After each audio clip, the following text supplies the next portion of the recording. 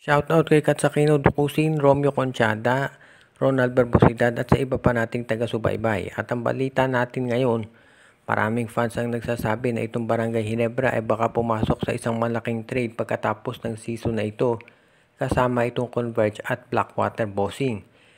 Itong nabanggit na teams, itong Blackwater at Converge ay parehong nagre-rebuild at baka masama na dyan ang Ginebra. At baka mangyari ditong sabihin nating trade, itong Converge makukuha itong si Reyna Batak, ang Barangay Ginebra naman si Shawnee Winston. Samantalang ang Blackwater Bossing itong si Bon Pesomal at itong si Jeremiah Gray. Sa ngayon kasi makikita natin na itong si Jeremiah Gray at itong si Bon Pesomal mataas ang magiging value niyan kung sakaling sila ay mapunta sa Blackwater. Hindi naman dehado Blackwater dito. Dahil kapag naging healthy na yung mga nabanggit na players, makatutulong yan sa scoring nila. Dahil 3-point scorer itong si Pesumal at itong si Gray, ganun din. Plus 6-6 yan si Gray. Samantala naman sa Ginebra, kung makuha nila itong si Shawnee Winston, pwede na nilang i-trade itong si Stanley Pringle at meron na silang pampalit na bagong wingman. Itong si Winston, pwede yan, magandang kaparehas yan ni Maverick Anbisi, ni Scottie Thompson at ni Jamie Malonzo. Pwede siya maglaro ng point guard, small forward, pwede rin siya na maging shooting guard. Kaya magiging magandang asset yan para kay Coach Tim Cone. Samantala naman dito sa Converge, kapag nakuha nila si Reyna Batak, ito yung tinatawag na isa pang two-way player na magagamit ni Coach Aldin Ayo. Dahil si Batak ay pwedeng mag-point guard, pwedeng mag-shooting guard at mahusay din sa depensa yan, parang si Alex Stockton. Kaya sa tingin ko magiging magandang addition din yan sa Converge Fiber XS. At hindi naman masasabi na may malulugi sa team na to dahil pare-pareho naman sila talaga na makikinabang sa nasabing trade. Kaya hindi na ako magugulat kung ito ay mangyari talaga pagkatapos ng season na ito.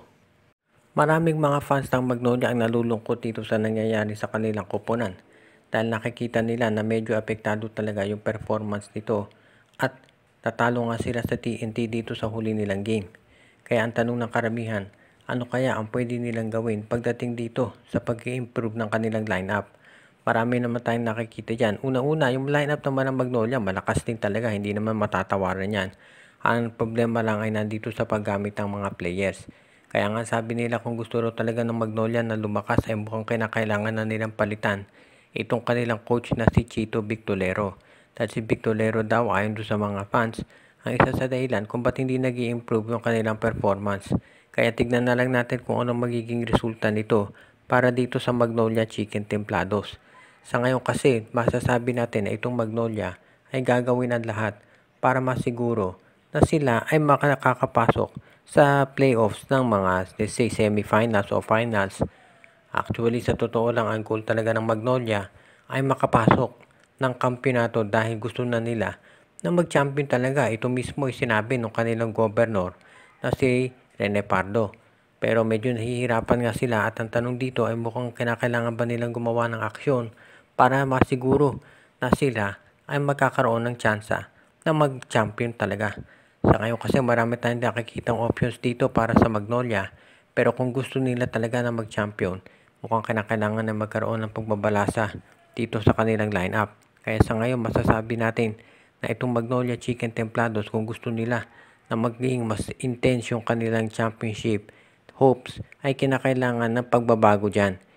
Sabi nga nung iba sa coach daw, pero siguro sa players din kailangan tumingin ang Magnolia kung sino yung mga pwede nilang idagdag dito sa kanilang lineup para maging mas competitive sila pagdating sa dulo.